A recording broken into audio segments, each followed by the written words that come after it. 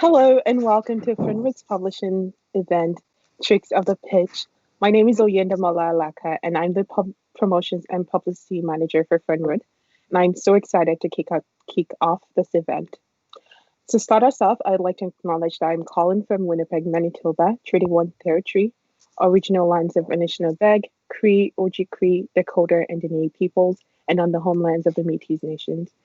We respect the treaties that were made on these territories, we acknowledge the arms and the mistakes of the past and the present, and we dedicate ourselves to moving forward in partnership with Indigenous communities in a spirit of reconciliation and collaboration.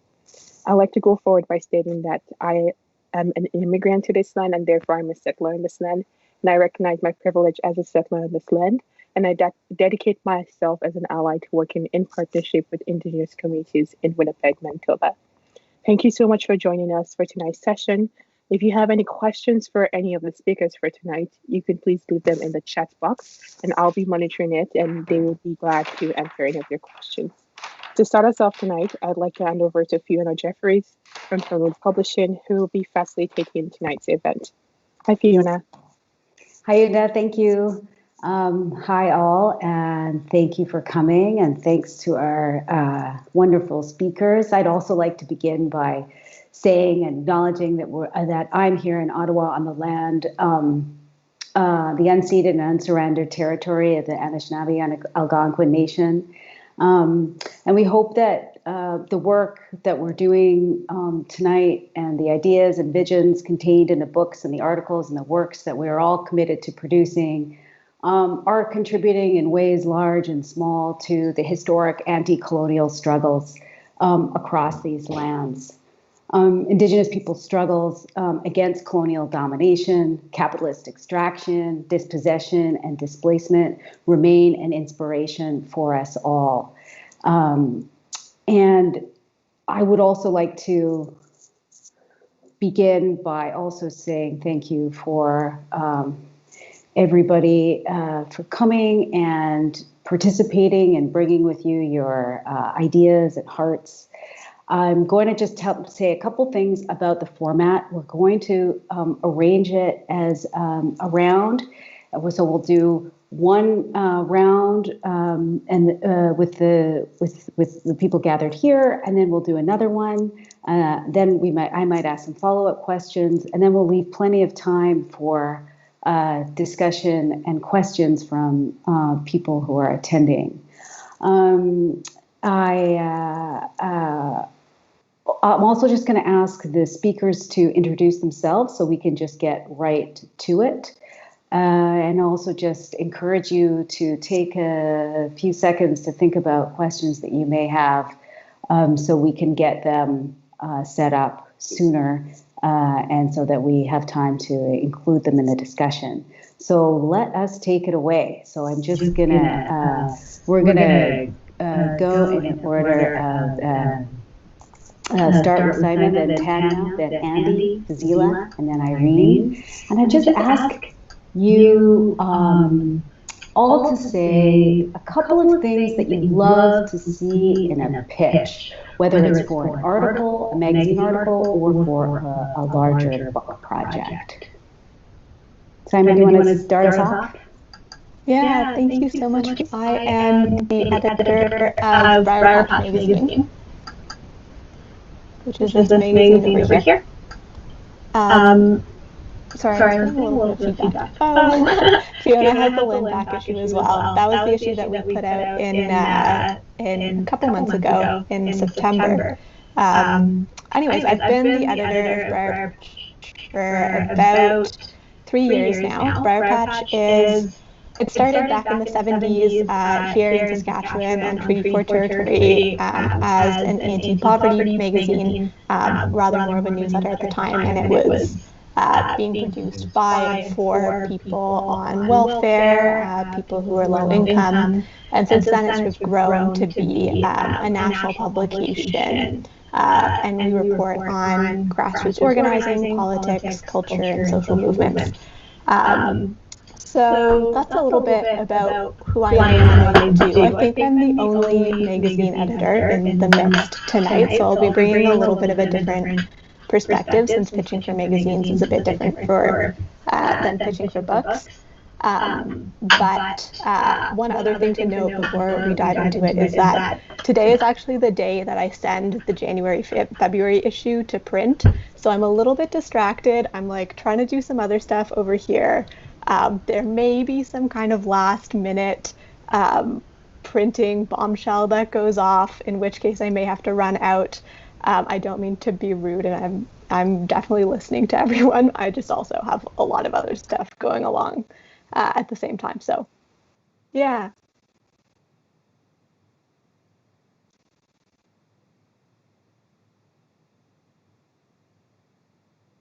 Cool. Thanks, Fazeela. All right. So, with all of that preamble, two things that I like to see in a pitch.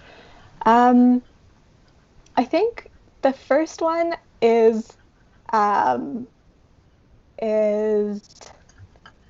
really good hook. I think a lot of people, for a magazine pitch, the difficult thing is fitting so much into around 200 words, which is how long a pitch for a magazine is supposed to be. And so a lot of people's pitches tend to be very, very dry, very to the point, this is what I'm going to talk about. These are my sources, which is fine. But if you can give your pitch a juicy email subject line, not just pitch, if you can add a hook, that's like a little bit of a cliffhanger at the beginning, that really shows me as an editor that you can write, and you can write in a really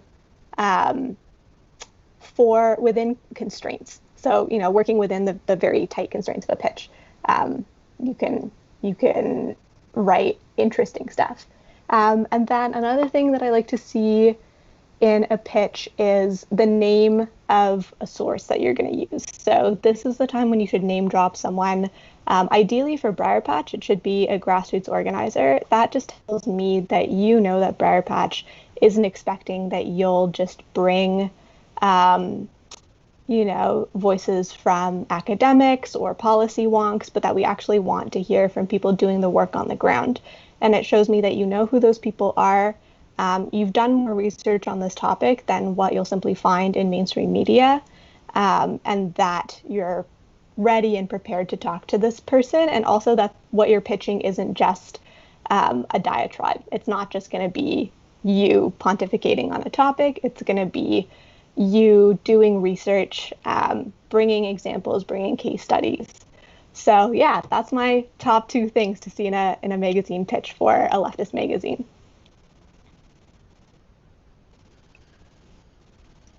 I think I'm next. Yeah? No, Tanya. Okay. Hi. So my name is Tanya Andrusieczko. I work as an editor at Fernwood Publishing and have worked there since 2018.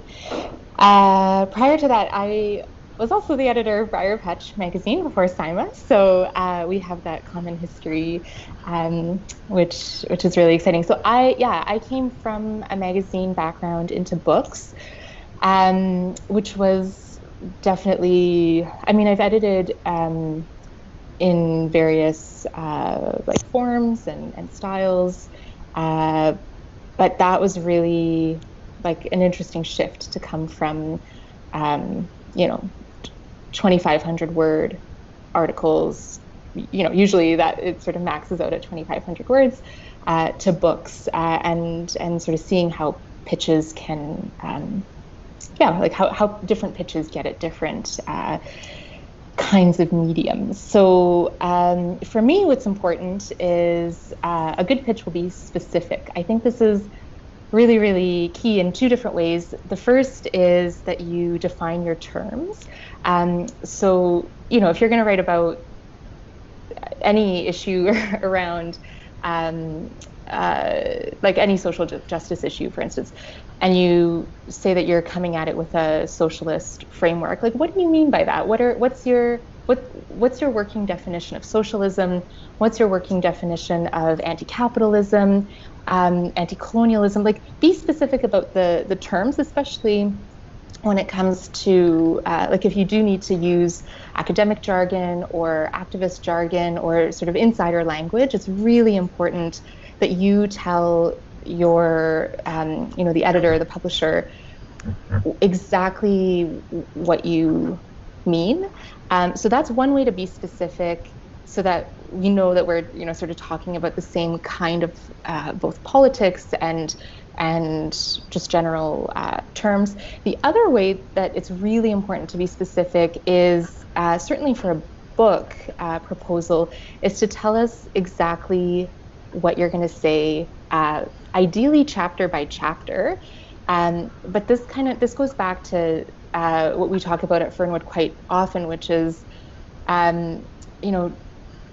say what you're actually going to say in the book, not just what you're going to talk about. So if you're going to say, I want to talk about, or this book will be about the temporary foreign worker program and, the inherent exploitation of it. Well, what about it? Like, we can't guess what that's going to look like, like what that book is going to look like. So ideally, being specific means chapter by chapter, telling us what story you're going to draw, who your characters are, as well, like, are there people, like Sima says in magazine writing as well, like the people really can drive the story. So if your story contains, interviews or really, like, if it's person oriented in that way, we want to know that. So have the outline ready and be specific. The other thing that is really important in a pitch is to be realistic about your audience. This is something that we see time and again, which is that a book will be pitched wanting to be a book for all people, all audiences, academics, scholarly, trade, general, activists. So no book is ever going to be for everybody. There will always be limitations. So just be real with yourself. Just be, who's your primary audience? Who do you really think needs to read the story? And limit it to that, because your book will be stronger if it's contained to if you're speaking to a certain kind of audience. Books very rarely succeed at being all things to all readers. So just really carefully think about who you want picking up this book. Very likely other people will pick up the book too, but in terms of organizing your writing and your thought around the subject, I think it's really important to be honest and realistic about your audience.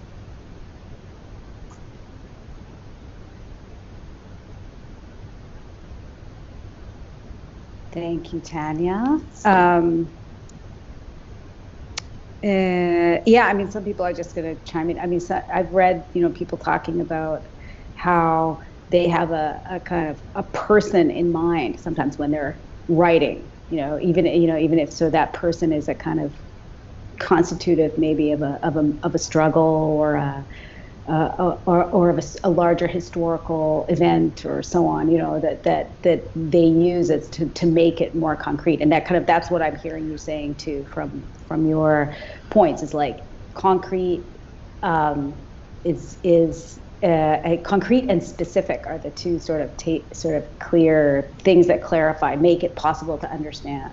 So excellent. Yeah. Thank you. Andy, do you want to take it away? What are you two things you love to see in a book pitch at Common Notions? Also, if you can tell us about Common Notions and yourself. Yeah, sure. Hi, my name is Andy Battle. I'm an editor at Common Notions. We are a small radical publisher with outposts in New York and Philadelphia. We have a couple sister projects, the Making Worlds bookstore, which is a new store in West Philadelphia, and the Interference Archive here in Brooklyn, which is a radical archive of radical social movements. You could check out our latest titles at commonnotions.org.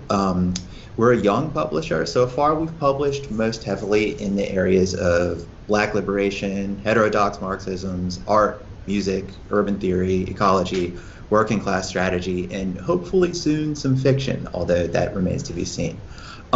So what do we look for in a pitch? I think I'll say two very simple things. The first one is, what is this book trying to say to people?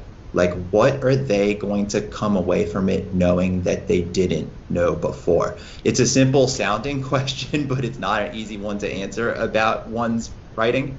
And this is good, not only from a structural or a literary standpoint, but it also helps us position your book with booksellers, bookstore managers, events managers, and everyone who helps us get your book out into the world. I agree with Tanya that the more developed your proposal is, the more it helps us see in a concrete way like what this idea is going to look like when it becomes a book. So like a description, but a chapter outline with like a concrete sense of what is going to be in each chapter, it goes a long way. I think the second thing is, first, what is this book going to say? But two, why are you the person to say this? It's because like a lot of people can say things that are true, that are politically true. And that's good, because that means we have shared political understanding and all of these things. That's not necessarily the same thing as having the vision, skill, and commitment to execute a successful and compelling work of art. And so I think what we look for is to hear, it's like, why are you the person who can and will execute this project, both technically in terms of the writing and politically? Like, are you connected to social movements? Like, what is your background? Who are you connected to? And at third, because we must sell books to remain alive in order to publish more, like, why are you the person to promote this book as well? Is there potential for events, for study groups, for direct sales to organizations to which you may be connected? All of those things make it an easier reach for us. And I think that's important because this is also all rooted in like the kind of publishers that we are. We are small publishers. We're outside the mainstream. We don't have a ton of money and a ton of resources. So like the more that you can be a partner in helping us get your book out into the world, the easier it's going to be for us.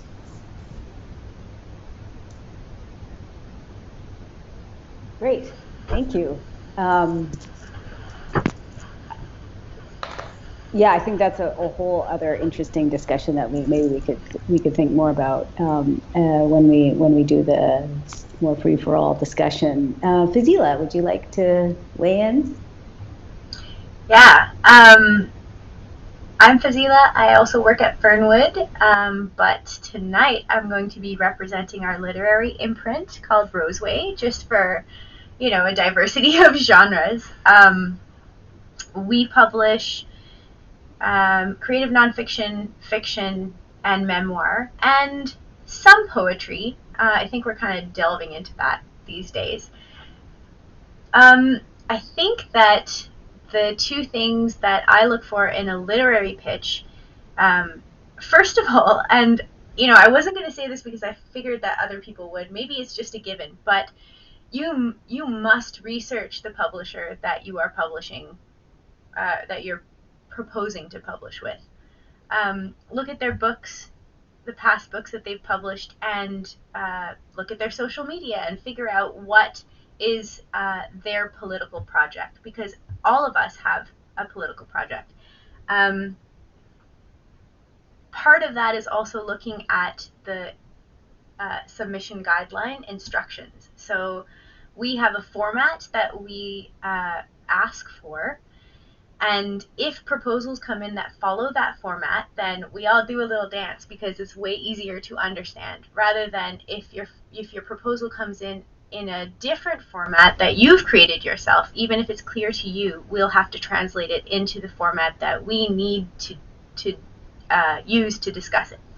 So there's those technical things. The other thing is, I guess I kind of want to expand on what Andy said. In addition to describing how you are connected to the book and the politics of the book, I think that in nonfiction in particular, it's very important to describe in a proposal how your book fulfills and enacts justice-seeking activities. How does it contribute to socially just politics? That's possibly harder to do. Some books that are fiction, I think that nonfiction can definitely be clear in those ways, but it's sometimes less clear with creative nonfiction or fiction or memoir how it is connected to a political movement. So if you're able to do that, then that makes it easier for us so that we don't have to guess at how your plot and your characters are going to be able to do that. I also wanted to say that it's exciting because I think that creative nonfiction and fiction and memoir and poetry, they're able to do things differently than nonfiction is. So, for example, I'm working on a book right now by an author called Sharon Robert Johnson, and the book is called Jude and Diana. So she is a historian, and in the archives, she noticed that there was a record of a murder trial where a slave-owning family has murdered the people who they enslaved. So that's the only record of those people. So she's using historical fiction to elaborate on what their lives might be like. That has two political objectives in my mind. That is imagining the lives of ancestors, the information that we would have had if it weren't for colonialism and slavery, and that is a healing process. And secondly, she's writing them back into the historical narrative in which she should, it's not exact because she doesn't have that information, but those are just examples of trying to describe how your literary writing is also political.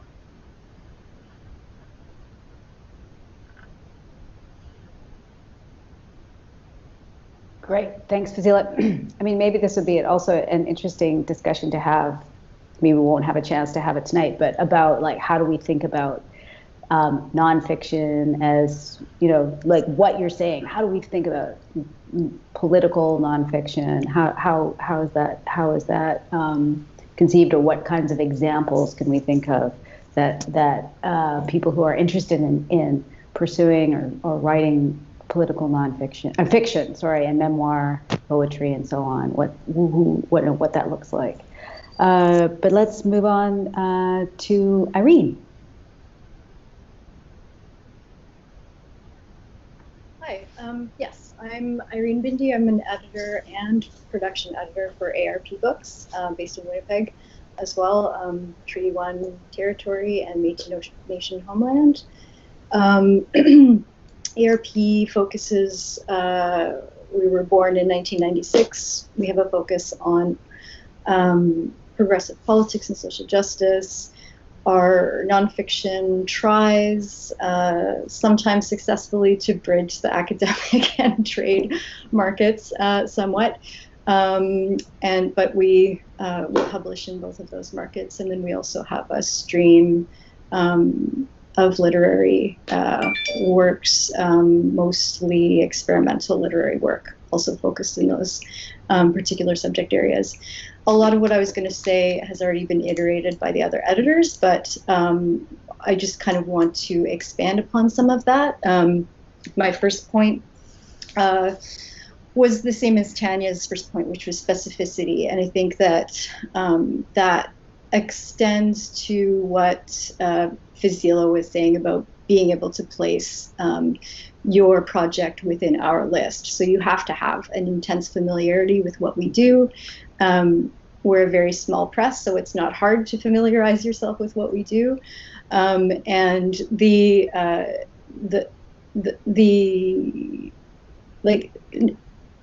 how is it relevant to what's happening, but how does it complement and not reiterate something that we've already published?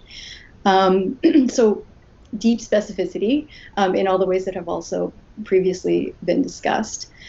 I want to agree with Sima's, like, even though it's for magazine publishing, charisma does draw attention. It simply does. Like, if you may be like supremely qualified, but if you're dry, you're.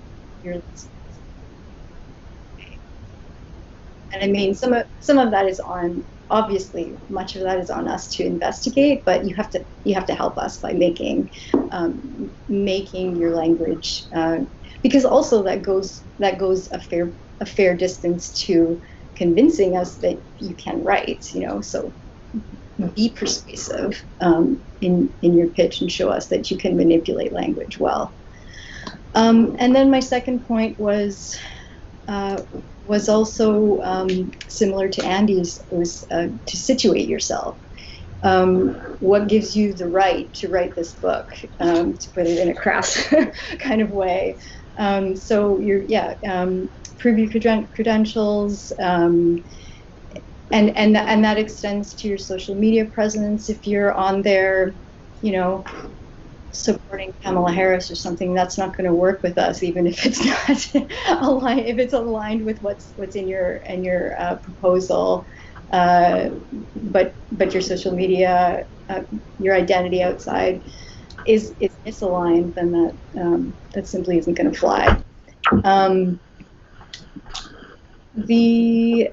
And I just wanted to talk briefly as well about this, the question of format and templates and following direction. This is a thing that is we have.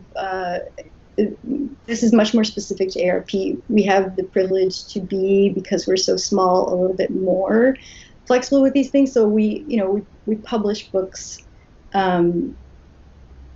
3 in the past couple of years are by elders who don't have a social media presence necessarily. So that way of meeting your author halfway and expecting them to do promotion, I definitely agree. If they have it, that piece needs to be in place.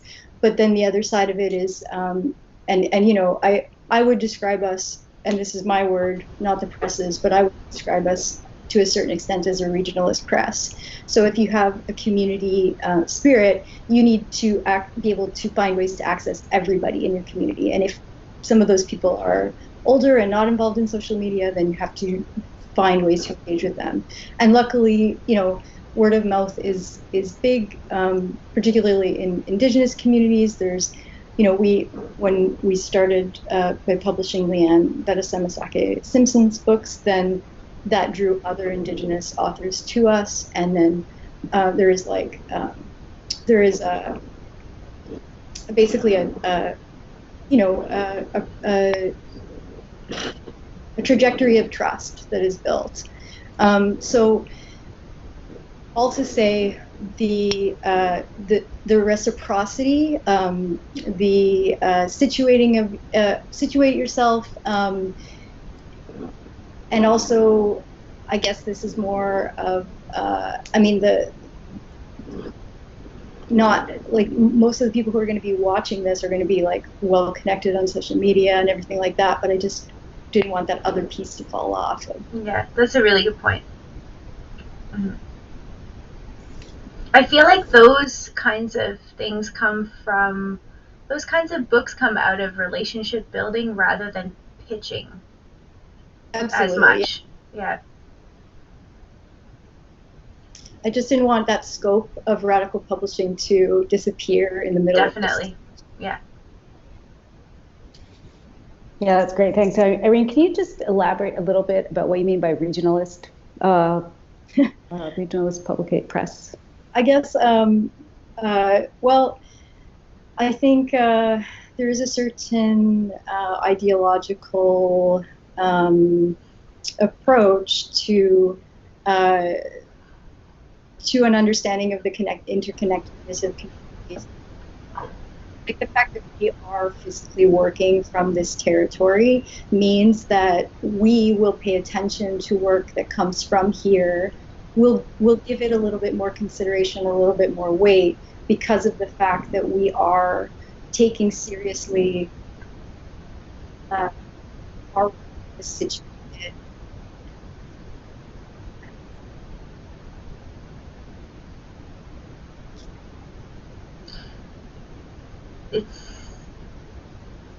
I don't know if that's happening for other people, but Irene seems to be cutting out a bit. So maybe if you press your mute button and then unmute yourself and say it again after situated on the land. Okay. Sorry, like answer the whole question again, or? I heard until we were situated on the land. Yeah, so in terms of what we pay attention to, as a press that values community and takes that very geographic that takes seriously the fact that we are on unceded territory, that we have this obligation to community and to space, like very physically, very practically. The things that come from here, we need to lend them a little bit more weight. We'll give them a little bit more attention. We'll pay them a little bit more. You know, I'm not saying we're disregarding things beyond. We publish stuff from everywhere, but it's just a point to regionalism, to answer your question about regionalism and why that's important. Great, thank you.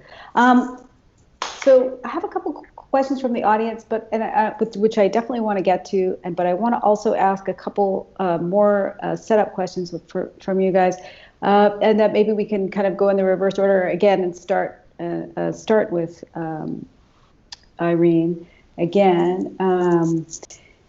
And I was going to ask you to say some things about, everybody say some things about what you do not like to see in a pitch. But that has kind of come up, I think, through what you've already said, like vagueness, lack of specificity, trying to be trying to respond to every question so immense that you can't, it's not clear what it is you're getting at, all of those things. So I'll invite everybody to sort of say if there's anything else that they would like to say about that, if we can just do one more round around that question. But also I'm interested in what you all have to say about why a pitch as opposed to sending a full manuscript. If you look at a lot of publishers' websites, they'll say, please send us a pitch. And same, magazines too, right? Please send us a pitch. Don't send, we don't accept full manuscripts. Why is that? Because I think, if you think about it from a writer's point of view, and especially if you haven't published a book or a magazine article before, you think, well, it's much better to get the whole book than you just send it to the printers and kaboom, it's better for everybody. So when is it that you might? Why would a prospective writer why would it be advisable to spend more time on a pitch than spending a lot of time trying to craft a whole manuscript and then sending it off? Could you respond to that, Irene? And then we'll go, and then Fazeela, Andy, Tanya, and Simon. Sure. We actually don't solicit pitches so much. We'll receive them, and so I'm addressing the conversation in that context. And I don't know if it's relevant to go back to reasons for passing, but I feel like even within some pitches that we receive, pitches or full manuscripts, the generalities of save the world narratives are so pervasive. I don't know whether all publishers get these. Everybody's laughing. Yeah. And it's the difference between, ridiculousness aside, it's the difference between dominating a discussion and contributing to one. That is it's kind of like flagrantly obvious in those contributions. I'll let other people address the benefit of a pitch versus a manuscript submission, because I feel like our pitches come to us through relationships that we already have for the most part, and our submissions are usually, samples or full manuscripts.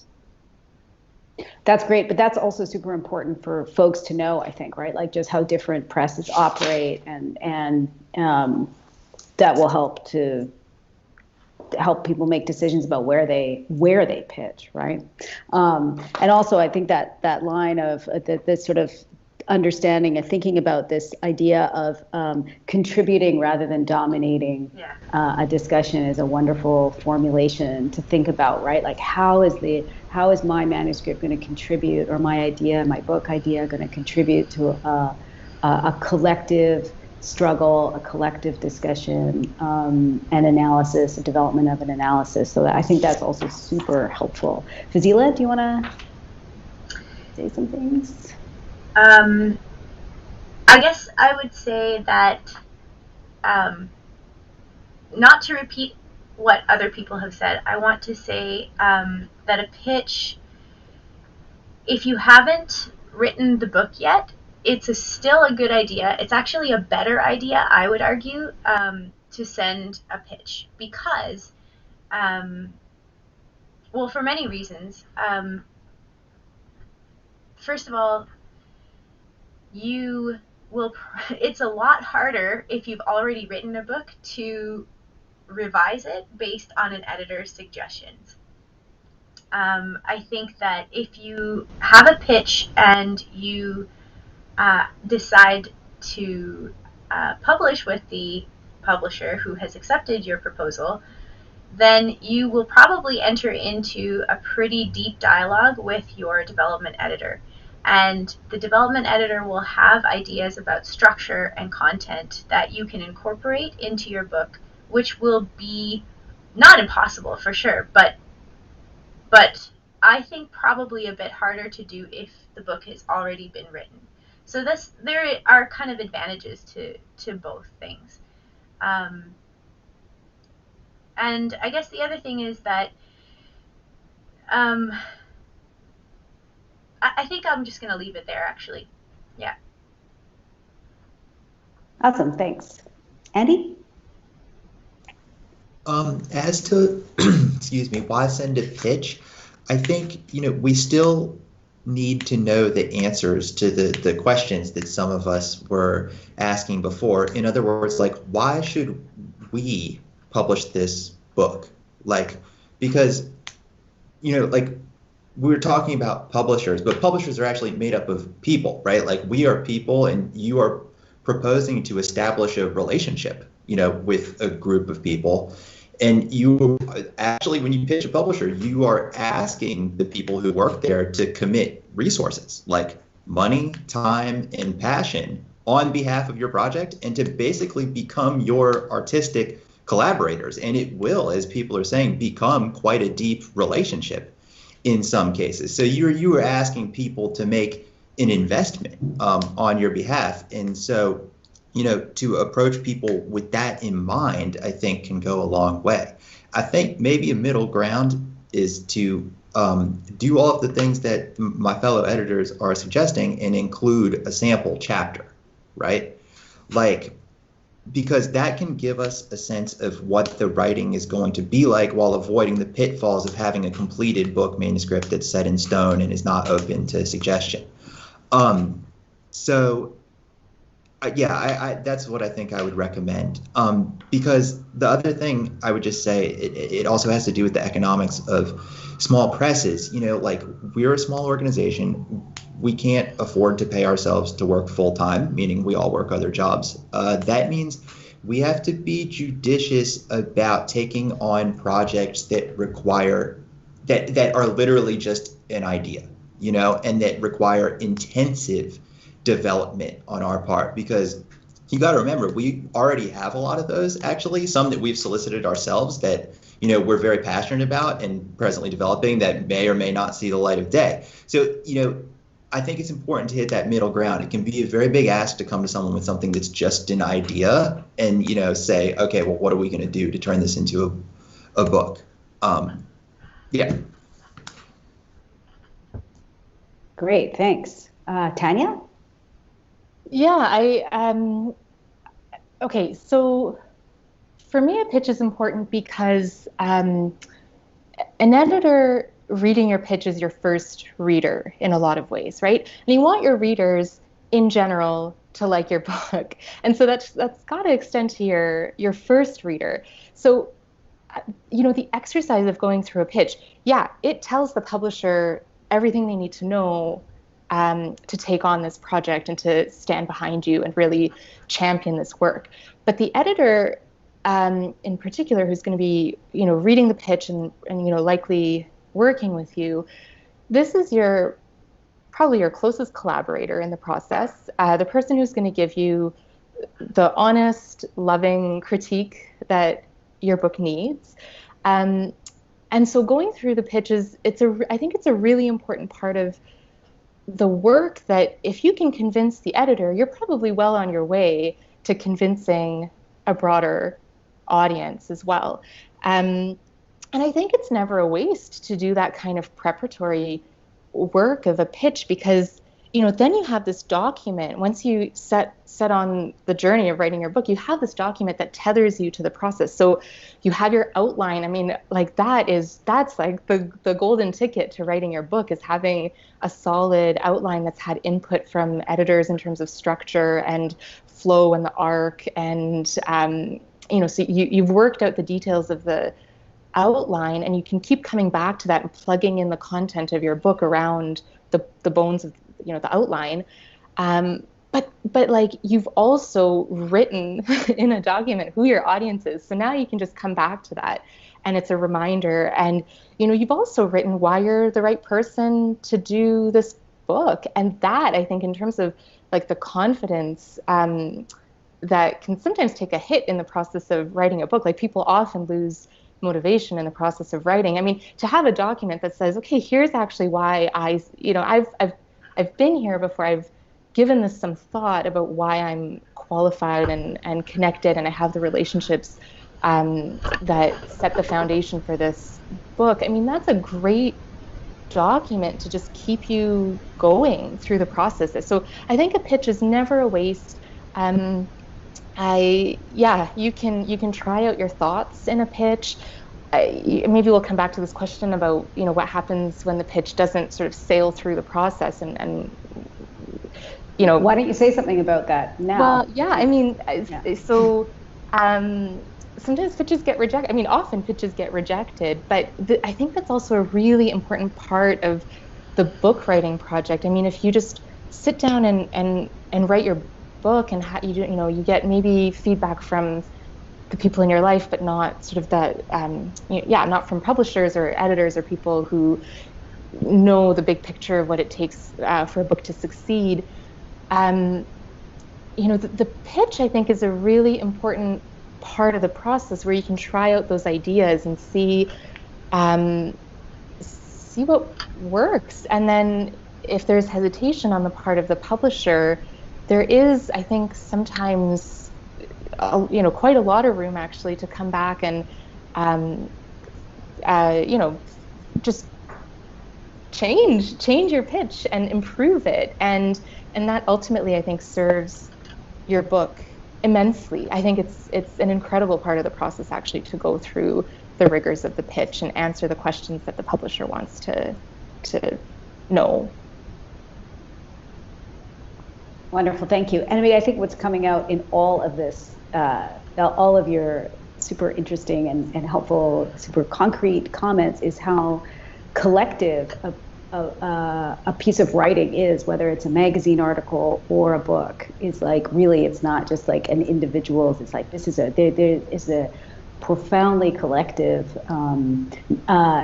process, not just the all of the knowledge and that we have and want to write about, and the people we're interviewing or talking to or writing about, or so on and so on, the research, but the actual like creation of the book or article or magazine itself.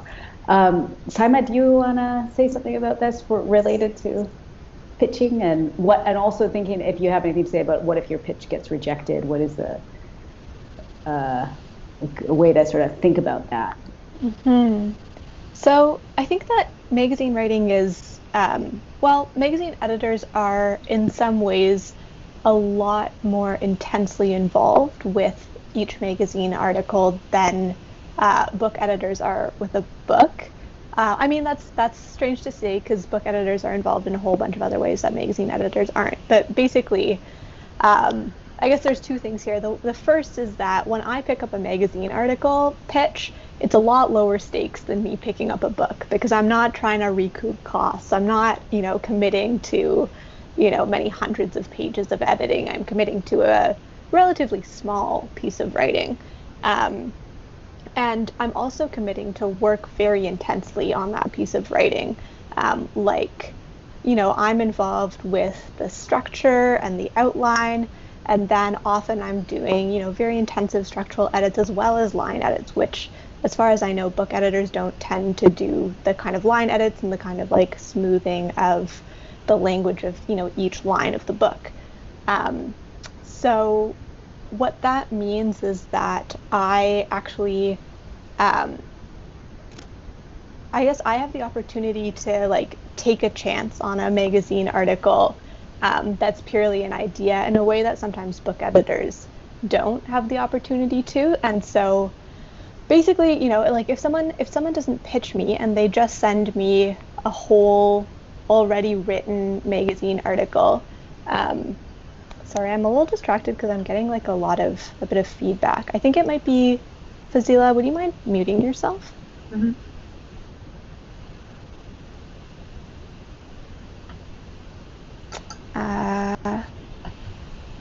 Okay, I muted Fazeela. But yeah, basically, if someone writes a whole magazine article and then sends it to me, a lot of the time, if that writer is new or inexperienced, or they're trying to do something ambitious with their magazine article, the thing that they write without my input will not be good, and I won't want to pick it up. And also I'll get that piece of writing and I'll be like, okay, this person really can't follow directions. Probably if I pick this thing up and then try and edit it, they still won't follow my directions, and it'll be really difficult to revise this already written piece of writing, like some of the other editors have pointed out. So if someone sends me a pitch, and even if that pitch is by someone who's never written a magazine article before, someone who doesn't really have writing experience outside of, say, academic writing, someone who's never really done journalistic interviews before, but there's a really good idea there, a pitch allows me to take a chance on that idea and know that because I'll be involved all the way through that process, I'll have the opportunity to help the pitcher shape their idea, create a structure, finesse their language, find sources. We can really write it in a much more collaborative way. And so it lets me basically pick up pitches from people who, if they sent me the final version of that article that they tried to do all by themselves, I frankly wouldn't pick up because it wouldn't be a very good quality article, or it wouldn't be up to Briarpatch's standards. But, if I can get involved at the ground level, then I can help you create something that is up to Briarpatch's standards. Great, thank you. I'm just going to do the switcheroo and start ask some questions from people who are attending. Amelia Mahar asks, are there any tips for first-time book authors on a pitch? Experience writing for weeklies, academia, but not full solo books. So I guess those are the specific tips for specifically for first-time authors. If there's anything that you would suggest since I guess a lot of what you're saying is applied, but if there's something you can think about. Combo this with another question from McKenna G, which is there an etiquette for feedback following a rejection? Or is that inappropriate altogether because of workloads? Does anybody want to chime in on these questions? That question, Irene? Sorry, just feedback. It's true. We have an immense backlog of submissions. Usually the slush pile is unwieldy and there isn't time. If there is a submission that is good but not suited to the press, we'll do some work to connect that author with another publisher. So if we don't do that, if we just send you a rejection that feels like a form rejection, that means you need to go back to your work and look at it again and reevaluate. But yeah, if we get a submission that's not suited to us and we're rejecting it, but is good, and we're rejecting it for another reason, then we will take steps to try to place them with somebody else. Right, great. Does anybody else want to chime in on this question? Tanya? I think on the question of the first-time authors, I mean, all authors at some point are first-time authors. So, don't let that hold you back. I think if you have the idea and you can apply all of this advice, and you can, put together a submission that follows the submission guidelines, I think that's pretty much indistinguishable from authors who have other books under their belt. Like, all authors have to go through the pitch process, even second and third time authors. There might be a relationship there, a little bit more familiarity, but there are still first time authors that, especially independent, like small presses, want to hear from. I think, small presses are definitely taking their chances on folks who are not, pitching to Penguin Random House, or aren't agented, or, aren't working with these sort of superstructures of publishing. I think that's really where the magic happens, is between small presses and, political presses. Politicized editors want to hear from first-time authors as well. But I think it's really important then to do that work of answering every component of the submission guidelines and really honestly doing that work. But the other thing I'd say is, editors are run off their feet. They're overworked, for sure, underpaid, all of this.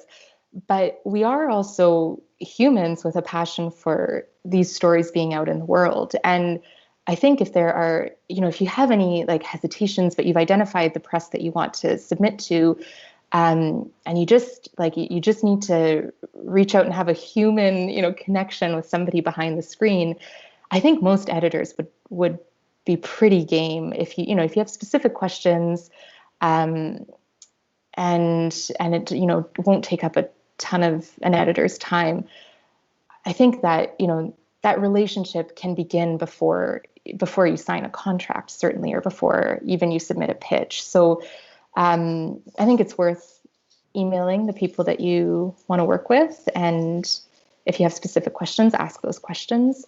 But yeah, and I think especially just understanding or being aware of the fact that small presses are often understaffed and under-resourced. So just, being aware of that, but really, speaking for myself, certainly, I'm always game to have those conversations when, they're prepared questions and specific, and there's a project in mind that we can concretely talk about. Great. Thanks, Tanya. Andy? I just wanted to echo what Tanya said, keep in mind what we've been saying here, but don't be afraid to put yourself out there. I think this idea that the relationship between small presses and lesser known authors like is an organic one. And also keep in mind that, as radical publishers, our goal politically by definition is to amplify people who are not already in the mainstream. So like we are suited for you in that sense, as long as, you can tell us why this is the book that we should be publishing.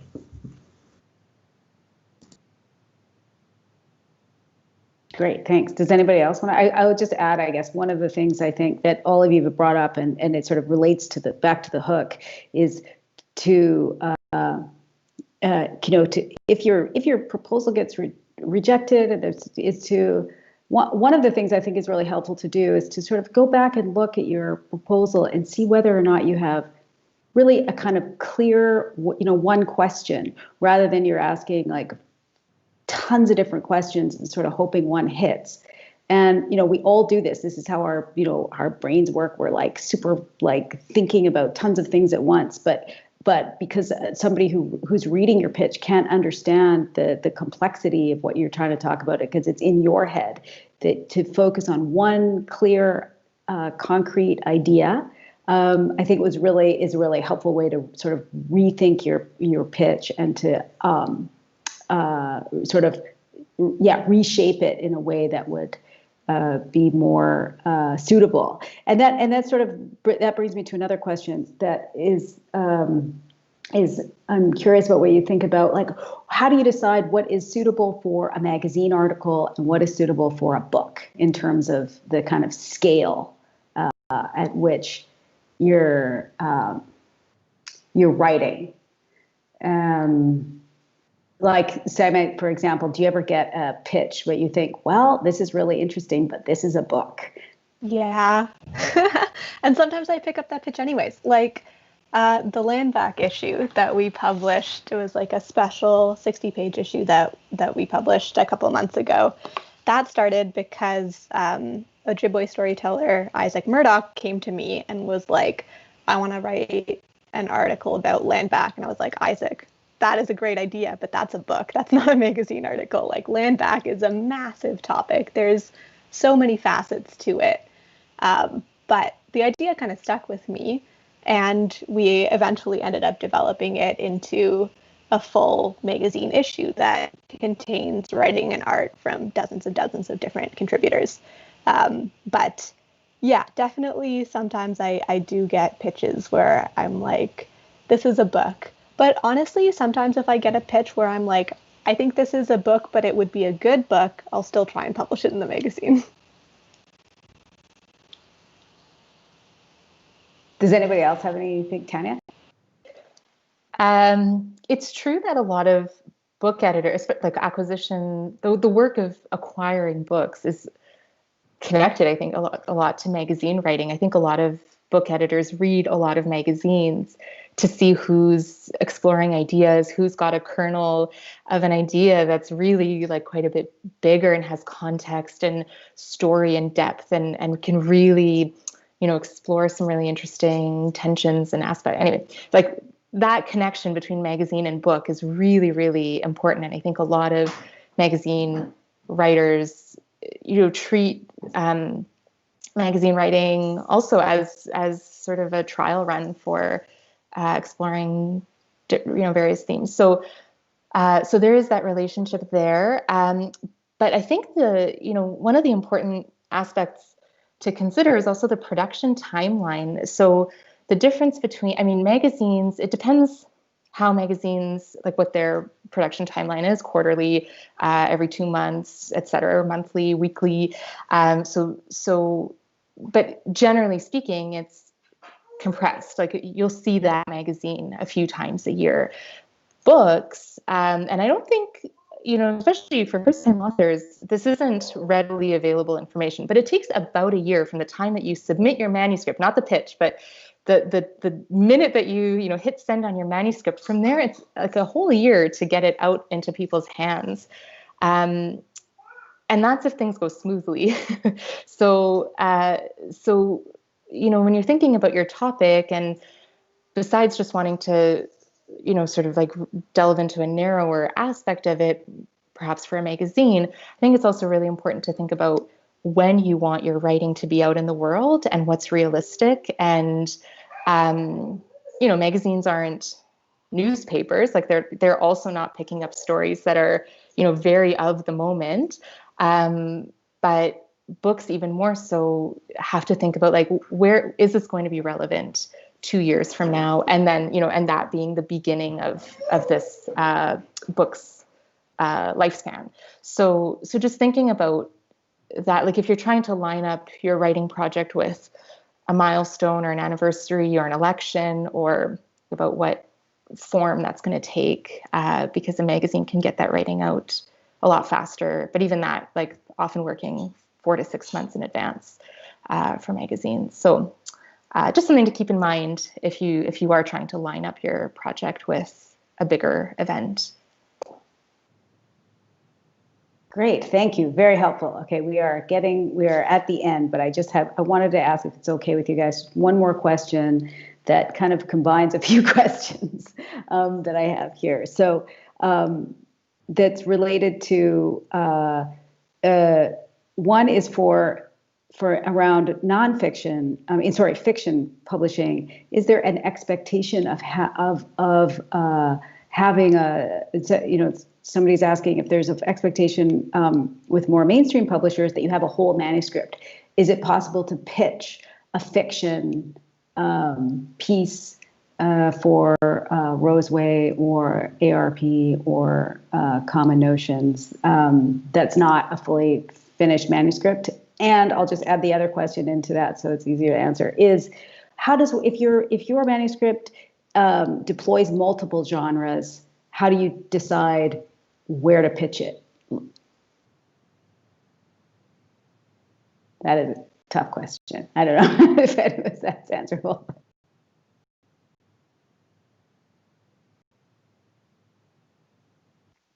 Fazeela, do you want to answer? You're muted though. I have got 2 programs going on. Okay. Sorry, I'm also doing the live streaming of this, so the muting and talking and 2 programs at once is a little bit hard, so please bear with me. Okay, so with nonfiction, the book doesn't have to be finished. With fiction, I also don't think that the book has to be finished, but I prefer to have a writing sample with a book of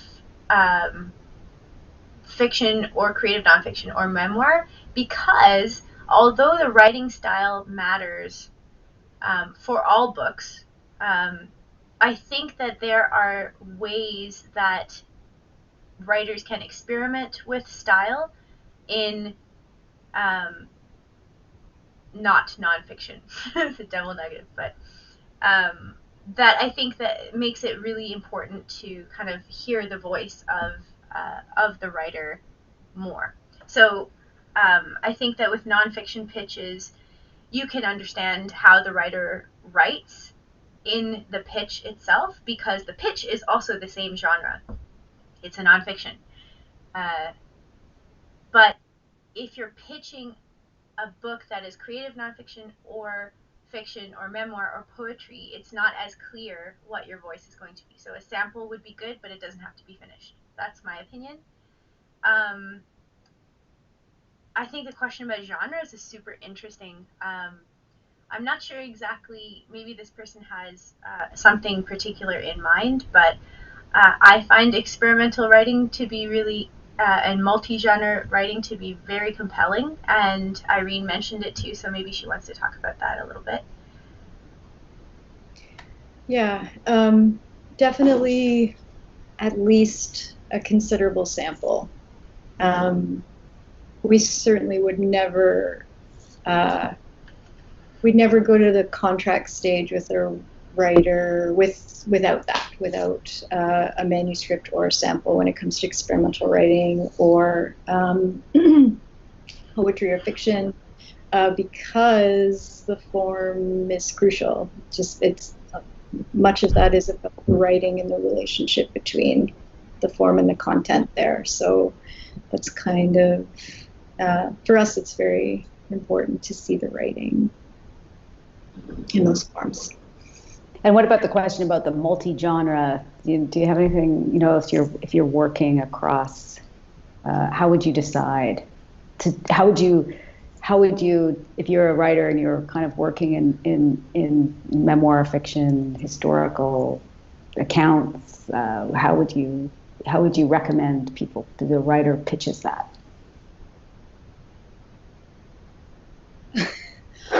I don't know if I'm understanding the question. I would honestly be concerned if they can't envision where to situate their own work. Like it goes back to the first question about specificity. But I might be misunderstanding the question. I might be misunderstanding. The question is, how do you determine genres if a book includes more than one? Well, then I guess there are many books that are multi-genre. So it's, now if they're talking about like how we market that, or no, I think it's like who would take it. Like if you would say, if you're going to pitch it to Common Notions, say, if you're like, I got this book that's